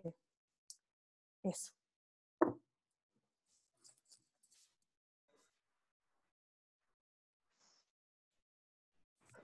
Gracias, Constanza. Muy buena la presentación. Yo creo que estamos súper expectantes también de lo que podamos conversar y pueda desarrollarse de esto. Bueno, los ejemplos, va a quedar este video colgado de todas formas en internet. Yo quería partir o preguntarte en realidad, y quizá con esto abrir un poco la discusión, respecto del lenguaje que tú hablas de la racionalidad técnica, que es el lenguaje que tiene que ver también con observarnos como datos o como electrodomésticos, como decías tú. ¿Hay algo, qué de irracional hay ahí? ¿O qué, desde el punto de vista psicoanalítico, qué tipo de pulsión puede haber, no sé, desarrollado este tipo de paradigma desde el ser humano? Eso, dejártelo planteado. Bueno, no sé, me parece que hay algo que es intrínsecamente humano, que tiene que ver con la curiosidad intelectual, con la creación, es decir, en la técnica, en las herramientas, en todo esto, hay algo, ¿cierto?, que también es precioso, que tiene que ver con la curiosidad humana. El punto es en que finalmente la humanidad y la ilustración, ¿no?, con el proyecto de poner al ser humano al centro, que es una visión de mundo, o sea, no hay que olvidar que las visiones de mundo crean al mundo también, no son una verdad. Hoy día justamente el mismo es diciendo, bueno, que relación a la naturaleza como algo subordinado a nosotros, nos está llevando un poco a destruirlo todo, no nos sirve, quizás incluso aunque no nos guste, ni siquiera por un buenismo, nos vamos a tener que relacionar con la naturaleza de otra manera. Hay un libro precioso de Anna Tsing que se llama el hongo del fin del mundo, y habla de un hongo japonés que se llama Matsusake o algo así, alguien lo podrá googlear por ahí, que es un hongo que crece en peores condiciones, pues no sé, crece donde hubo radioactividad en lo destruido. Y dice, bueno, seguramente en lo que nos toca, los humanos también vamos a tener que empezar a relacionarnos así, ¿no? Como los hongos, como el musgo que va a tener que empezar a crecer en las ruinas también. O sea, uno tiene que pensar que quizás eso es algo que va a pasar, eso ya existe, en las comunidades donde ya no hay agua, o sea, la migración. Hay algo que estamos, cuando pensamos el asunto del futuro, de lo que viene, a veces puede ser una trampa que nos hace olvidar que hay que pensar en qué estamos hoy día, qué está pasando, cómo estamos operando o estamos esperando como un futuro. ¿Me explico? Es decir, hoy día ya en el presente ya hay ruina también, ¿no? No te escucho. Tenemos una pregunta ahí sí, gracias Constanza. Tenemos una pregunta de Carlos Ladrix a todos, al público y a ti sobre todo, pues, Constanza. Preguntarte cuál es la relación política humana que deberíamos tener entonces con la técnica moderna, y también desde lo político, desde el hacernos cargo. ¿Cuál debiese ser a tu juicio esa relación virtuosa con la inteligencia artificial también? Bueno, yo creo que ahí él lo está diciendo, efectivamente, sí, la creación tiene siempre algo que hay belleza y hay horror, un poco el ejemplo de Freud de los Zeppelin, ¿no? Sí, es decir, creamos una máquina voladora, una maravilla, pero van a ir a la guerra, por esto, nos van a atacar, ¿cierto?, por el aire. Ahora, Freud decía, Eros y Tánatos siempre van juntos, por eso no hay progreso, es decir, a mí me parece importante a propósito de la idea del presente y que me parece que es una posición política, es que cuando viene la desesperación, ¿sí? Cuando hay falta de política, porque ¿qué es la política? Es poder sentir, tener una perspectiva en que uno diga, bueno, puedo hacer algo por transformar el mundo, yo tengo que ver con lo que pasa en mi mundo. Hoy día cada vez tenemos menos que ver, el mundo nos quedó grande, Sergio Rojas a eso le llama lo tremendo. Y dice, por ejemplo, cuando uno puede saber un montón de cosas sobre el universo, que es una cosa que uno ni siquiera puede imaginar, no tener las herramientas cognitivas para imaginar de eso que estamos calculando y hablando. Es decir, sabemos sobre algunas cosas, pero no podemos habitar en eso que nos queda tan grande. Bueno, estoy hablando del universo, de los planetas. O sea, cuando hablamos de la economía, ya la economía es como finalmente algo que, la economía es muy claro, me parece lo que ocurre, que es como si no fuera una herramienta para poder mejorar los recursos, ¿cierto? Distribuir los recursos, ¿no?, de los seres humanos, sino que fíjense ustedes que aquí se subvirtió y nosotros tenemos como que seguir qué dice la economía. Y también seguirla y no entenderla, y tampoco la entienden solo los expertos. Es decir, nos separamos de nuestras posibilidades de operar sobre el mundo. Entonces, cuando eso ocurre, bueno, viene la nostalgia. Cuando estamos en momentos sin perspectiva, viene la nostalgia. Se dicen que los soldados en la guerra suelen pensar en la infancia.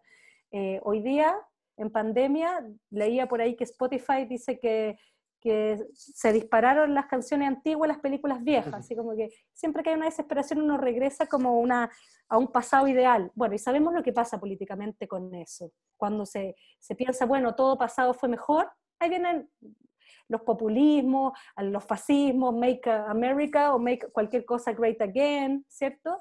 Y por otro lado, la fantasía de que la tecnología lo va a arreglar todo y que el futuro va a arreglar todo también es una fantasía. Ni el pasado ni el futuro son mejor. Lo único que tenemos es cómo hacer algo digno del presente, y eso significa tomar del pasado la memoria, tomar del futuro el deseo, para poder inventar el instante presente. Eso es una política, estar presente. Vuelvo ahí a la Gabriela Mistral, de alguna manera, que no es nada de anacrónica todo esto. Bueno, no importa si es anacrónico. Y a veces los contemporáneos de uno no son de tu época. Entonces, ¿qué relación a la técnica? Me parece que no es un asunto, de nuevo, de ser optimista o pesimista, de juzgar, bueno, ¿qué herramienta técnica nos sirve o no nos sirve? Yo creo que aquí hay un dilema, como decía al comienzo, que es más grande, y que es cómo restituir lo político. Que efectivamente lo político, yo creo que en Chile, bueno, hay algo de ese proceso, ¿cierto? La aspiración a la nueva constitución, que no solamente el producto, no es como, oye, ya, va a llegar la nueva constitución. Dicen, no, es que ese proceso sea en clave constituyente. ¿Qué significa eso? Preguntar, participar. Esa participación es lo que, a propósito de este nuevo nacimiento, es poder constituirse en la palabra, ser parte de algo. Voy a poner un ejemplo bien pedestre, pero que así la gente lo entiende. En el amor, esas típicas peleas de pareja donde uno de repente le dice a la pareja, ¿qué hablar? ¿Me puede escuchar? ¿Qué sé yo? Entonces viene la pareja y dice, ya, pero tú tienes que hacer esto. Y uno dice, no, si es que no quiero que me digas lo que tengo que hacer, no quiero que me entregue el papelito listo, ¿sí? Sino que quiero que me escuches, quiero ese tiempo y ese espacio para poder pensarme. Eso es política. Eso también se puede replicar en la política. Estar en el espacio público de alguna manera con una palabra. Entonces, restituir la política es lo que seguramente nos permita con serenidad la técnica, es decir, lo que se viene, un futuro del cual no tenemos mucha idea, pero podríamos hacer algo en la medida en que la política opere, exista. Buenísimo, y buenísimo también el contexto de memoria y deseo, operar de esa unión. Hay una pregunta del público que va hacia también tu trabajo cotidiano, que también tiene que ver con la clínica. Fernando Castro pregunta, ¿y el psicoanálisis es una teoría y es una práctica psicoterapéutica? ¿Hay una posición psicoanalítica frente a la inteligencia artificial? Y yo quiero sumar una también respecto del mismo tema, Constanza, es saber si como psicoanalista ha llegado a la clínica también este tema y cómo ha permeado también en los relatos de tus pacientes. O sea, la inteligencia artificial, esta subjetividad, este tipo de lenguaje, este nuevo lenguaje digital, ¿de qué manera permea en la clínica, en el sillón, cuando está la gente contándote su vida? Eso, sumar esa pregunta a la de Fernando de si hay una posición psicoanalítica frente a la inteligencia artificial. A ver, desde el bueno, sí, yo creo que algo que ocurre muchas veces es que para que ahí aparezca alguien que pueda decir algo sobre sí, hay que atravesar todos los clichés de todo orden, es decir, desde lo mismo como llegar con un diagnóstico, desde llegar con una militancia, desde lo que sea. Cuando alguien se habla de tratar un eclipse desde la temporada de eclipse, no está diciendo nada, es palabra vacía, ese es el punto. Eso hace el psicoanálisis, de eso se trata, más que una teoría y una práctica, yo diría que es una clínica, una máquina de leer, y para poder leer hay que despejar eso, ya ok, la palabra vacía, saquemos el cliché, bueno, ¿qué puede decir sobre usted? Que tenga alguna resonancia en el hablante, ¿sí? Una resonancia y políticamente también en el sentido de que sea una palabra transformadora, ¿sí? Por esto que algunos dicen, esto, la cura por la palabra no sirve para nada. Depende de lo que uno entienda por servir, digamos. Si uno quiere bajar un síntoma rápido, seguramente no sirve.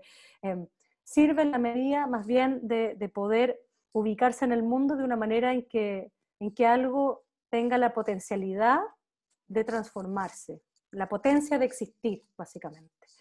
Eso por una parte.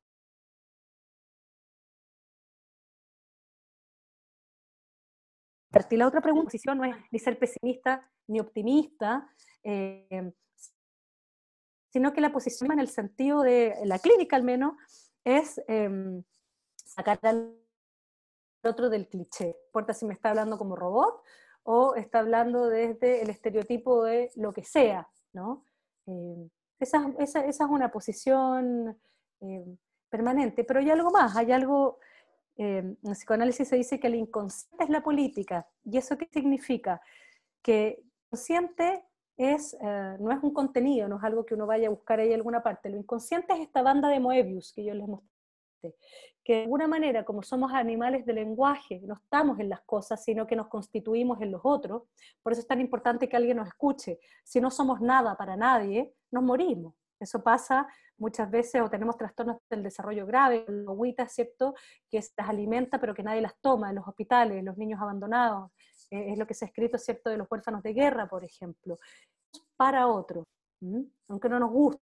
Eso tiene bien prestigio en tiempos como estos, porque genera dependencia, genera enrollo, genera dolor. Entonces lo inconsciente no estamos ni adentro ni afuera, nuestro deseo tiene que ver con lo que nos pasa afuera, así. Entonces, político, porque lo político tiene que ver del vivir con otros. Esa es la gran pregunta. Y no es casual que otro autor, Roland Barthes, tiene un seminario que se llama justamente Cómo vivir con otros, y él empieza a explorar una idea antigua de los monjes de que es el idiorritmo. Y el idiorritmo es cómo tener un ritmo donde se puedan mantener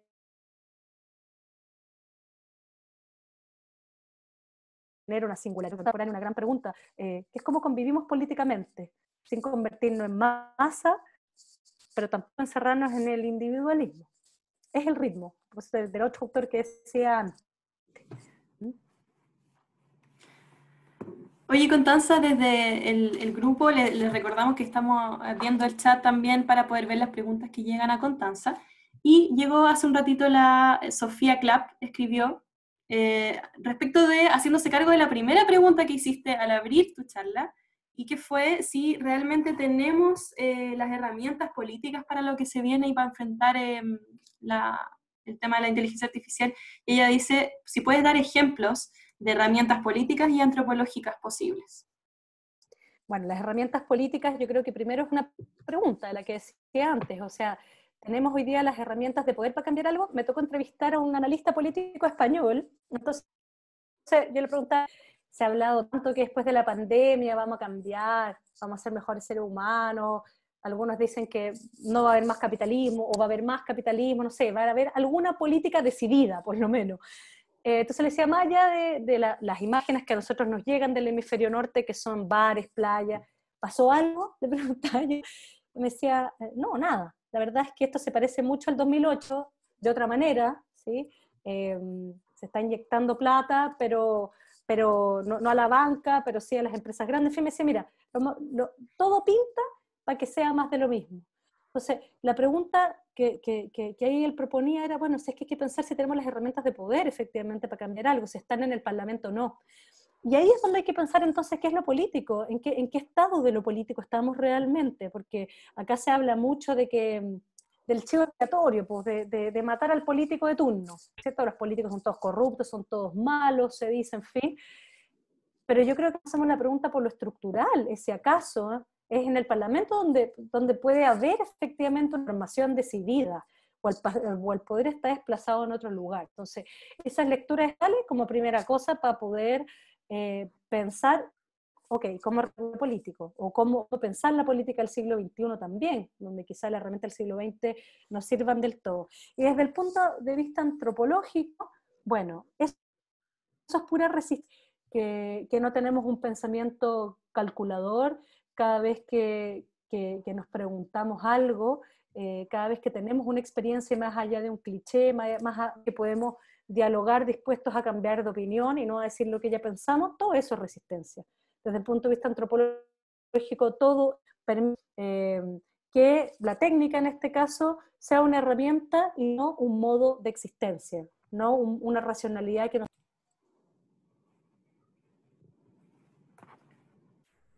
Creo que en la parte final a mí se me perdió el audio. ¿Una racionalidad qué? Y se cortó. ¿Me escucha? Una que nos permite decir, ahí sí, o sea, cómo hacer de la técnica justamente algo que, una herramienta, no una racionalidad que nos determine. Oye, Constanza, y por interno a mí me llegaba una pregunta de Jacinta que tiene que ver con el tema, con el comentario de Caselli, de no estar de acuerdo con uno mismo, porque uno, claro, como ser humano es demasiado complejo y a veces ni siquiera se puede hacer cargo de lo que pasa adentro. ¿Podría pasar eventualmente algo similar con la inteligencia artificial? Es decir, considerando que los algoritmos aprenden de nosotros, que algún día no estén de acuerdo consigo mismos. No lo sé, no soy experta en eso, pero lo que pienso yo es en esta idea de cómo estamos constituidos. Estamos constituidos no como una cosa cerrada, que entonces te llene como de unas millones de datos y que esas conexiones entonces den lugar a un azar o a una duda, en fin, sino que somos una estructura abierta. Lo inconsciente, como decía, es justamente nuestra fractura, la ruptura, lo que nos abre, lo que nos convierte en banda de Moe, en que no hay adentro y no hay afuera. Eso es súper importante, el deseo, y por eso todos los que pagan un montón de plata, gente va apareciendo, se va inventando cada vez y no está dentro. Es decir, luego viene desde adentro, si ustedes quieren, pero es en una relación entre adentro y afuera. Lo mismo que soñar, cuando sueñan, podrán decir, bueno, sí, los sueños son una cuestión fisiológica, seguramente si uno programa una máquina, que sé yo, una inteligencia artificial para que sueñe, podrá soñar, crear unas imágenes, pero más bien la máquina no tiene la pregunta es posible, porque ese es el estatuto del sueño, lo hace tan interesante, ni siquiera tanto lo que soñamos, sino cómo puede ser que alguien que soy yo, pero a la vez no soy yo, hizo esto, y está resolviendo un problema, y siente cosas. ¿Quién es el que sueña? ¿Quién es el sujeto que sueña? Eso para demostrar que entonces somos ni adentro ni afuera. Ahora, también me pregunto, ¿para qué? Y si fuera así, si hubiera una inteligencia artificial así, bueno, no sé si importa. No sé si tiene alguna función y no sé si importaría. Insisto, acá creo que hay que torcer el asunto en el sentido de que la única posibilidad de cuidarnos de la inteligencia artificial o de lo que sea es nosotros no transformarnos en una inteligencia artificial, no transformarnos en una máquina, no ocupar la misma racionalidad, no ser electrodomésticos, básicamente. Poder pensar un poco lo que decimos, cuando hablamos de innovación o de salud mental, ¿qué estamos diciendo realmente? O educación de calidad, o sea, todas estas palabras que repetimos, ¿qué estamos diciendo? ¿Qué se está diciendo? Bueno, me quedé con eso de no repetir, de la palabra electrodoméstico, para mí es muy fuerte. Justamente compré unos electrodomésticos ayer, entonces me acordaba de esa lavadora y pensaba, pero ¿qué pasaría, Constanza, en el momento, ¿crees tú que esté pasando que de repente con ese afán de convivir demasiado, estemos como empatizando nosotros demasiado con la máquina y tratando de adaptarnos nosotros a ella más que al revés? ¿Puede ser eso también? Yo creo que los objetos hay algo que más allá de que las personas pensemos o lo que creamos que somos. Freud decía que una persona siempre está a la derecha o a la izquierda de lo que cree, que pensar o que creo consciente, no importa si yo digo que creo o no creo en Dios, Dios es inconsciente, opera o no opera, como función en uno, de lo que sea, misterio, la cura, entienda por Dios. Hay una pedagogía que es a través de las cosas también a las personas. ¿Qué quiero decir con esto? A veces podemos, más allá de los discursos son conscientes, uno se puede resistir a ello, pero la eficacia de la pedagogía, de los objetos también crean mundos, nos modelan. Y es interesante pensar hoy día cuál es la pedagogía de las cosas en la que estamos. Pasolini tiene un texto precioso en Cartas Luteranas, donde tiene una especie de amante imaginario, Gianarello, donde él le dice, bueno, la diferencia entre tú y yo, Gianarello es un joven, dice, es la pedagogía de las cosas. Con las cosas que tú te relacionas, ya no hay mano humana, no hay el reflejo humano en tus cosas. Por eso, con las cosas te puedes relacionar como algo que se usa, se posee y luego se bota. Seguramente con las personas puedes hacer lo mismo. Los objetos ya no se aman, ¿no? Es como los objetos ya no tienen artesanía. Por supuesto que sí existe la artesanía, pero como paradigma, como de plástico cochino, que es barato. Entonces, creo que sí, por supuesto que los objetos modelan, como decía el ejemplo de Tinder, crean subjetividad. Perfecto, Connie. Se nos está acabando el tiempo. Te quería, de hecho, invitar a ver el subconsciente de este webinar, que es el chat, por si es que se te quedó algo en el tintero, algo que responder, algún comentario que te haya gustado de los participantes. Ahí creo que Verónica Cartagena acaba de preguntar algo, quizás para cerrar esa pregunta, no sé. Voy a hacer la respondiste en el chat, Sí, con ese exacto. Verónica dice, te pregunta, ¿la psicología del yo, el yo puedo, querer es poder, es técnica? Sí, pues, es el lenguaje del management, es esta idea de de como el lenguaje de la autoexplotación. O sea, finalmente el lenguaje, dependiendo de dónde venga, es un régimen, es un gobierno, conducta. Por ejemplo, de ese tipo, el pensamiento del cálculo que decía Heidegger, básicamente, en el fondo está midiendo costos-beneficios. Entonces, la palabra, todo aquello que no tenga un éxito se llama enfermedad, mediocridad, criminalidad, no sé, lo que no quepa en un cierto modelo. Entonces nos relacionamos nosotros mismos como soy inferior, soy penca, soy mediocre, es culpa mía, que es un modelo de existencia, ¿no?, en el que se ha estado por mucho tiempo. Entonces, ahí es muy interesante pensar, por ejemplo, ¿qué hay en relación con la técnica? Aumenta la esperanza de vida, ¿sí? Claudio Hertz me contaba, científico chileno, que no hay uno, sino que muchos laboratorios que están trabajando para vivir más, porque es un asunto ético, sino que dicen, bueno, para evitar las enfermedades de la vejez. Entonces él pregunta, ya, pero la firme, ¿cuánto más vamos a...? Entonces, aumenta la esperanza de vida, pero es el deseo de vivir. Aumenta la esperanza de vida, pero también los suicidios. Y también hay gente joven. Entonces, bueno, ¿qué relación a la técnica? ¿Qué relación a la existencia, al propio cuerpo? ¿Cómo tratamos al propio cuerpo? En el sentido de la alimentación sana, que también puede ser otro cliché, que también puede ser otro infierno, no sé, podría estar bien para alguno, para otro no. Son clichés también. Es decir, el idiorritmo es como poder encontrar un lugar en el mundo, poder tener una palabra propia con los otros, ¿no? Esto, hoy día yo creo que estamos en una especie de individualismo de masas, insisto, donde estamos un poco solos, pero con un pensamiento en masa, un pensamiento que tampoco permite la singularidad. En ese estado de cosas, bueno, el pensamiento crítico es resistencia, resistirse al lenguaje, resistirse a las palabras. A veces es necesario un diagnóstico, lo queremos, y otras veces un diagnóstico es un latigazo. Y uno puede decir no. Y de nuevo, esta idea de que creemos que la libertad es hacer, pero a veces el no hacer, que es más difícil, también es un asunto político y de libertad, lo que podemos no hacer. Oye, muchas gracias. Ya no nos dimos cuenta y ya nos pasamos 10 minutos. Y yo creo que esto podríamos haber estado mucho rato más porque en el chat hubo una conversación bastante larga y ellos siguieron conversando mientras tú hablabas harto rato. Ahí no sé si iban mirando el subconsciente del Zoom. Pero te queríamos agradecer mucho por esto. Fue una reflexión muy, muy interesante que yo creo que sirve a todos un poco para volver a pensar en cómo estamos construyendo este tipo de política y en general cómo estamos pensándonos con la tecnología. Y en particular porque al menos lo que hemos visto es que algo que ha estado pasando distinto en los distintos lugares del mundo y es importante que podamos tener una reflexión también desde acá. Y eso yo creo que nos inspira mucho a poder trabajar en esa línea.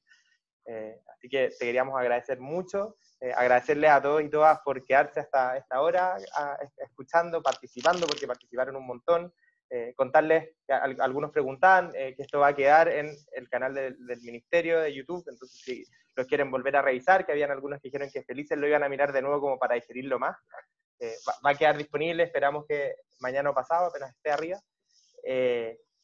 Y también, como para ir terminando, hacerles dos invitaciones, aprovechando. La primera es para la próxima semana, que tenemos nuestro 9º webinar, creo que ya es. Ya perdí la cuenta, en que va a ser sobre inteligencia artificial y neurociencia. Y que vamos a tener dos expositores. Una de ellas es nuestra Ceremi, que es María José Escobar, y el otro es Pedro Maldonado, y van a hablar un poco de cómo los algoritmos conversan con la biología y se pueden incluso basar en la biología. Entonces, la relación de neurociencia con inteligencia artificial. Y lo segundo es también dejarlos nuevamente invitados ojalá de aquí a agosto, los que quieran y que quieran en el fondo participar en esta primera conversación que abrimos un poco para construir la política, sin tener todavía un borrador, sin tener en el fondo solo un índice y estos ejes que presentamos, pero que están todavía incluso abiertos. Ojalá participar del proceso de participación, y ahí cualquiera puede enviar documentos y eso está en la página del Ministerio, en la parte de la política de inteligencia artificial. Nosotros queremos tratar de recibir las opiniones, experiencias, comentarios, todo de la mayor cantidad de gente posible, de organizaciones, así que felices si se pueden también hacer parte de esto. Así que muchas gracias a todos y nos vemos el próximo martes. Muchas gracias.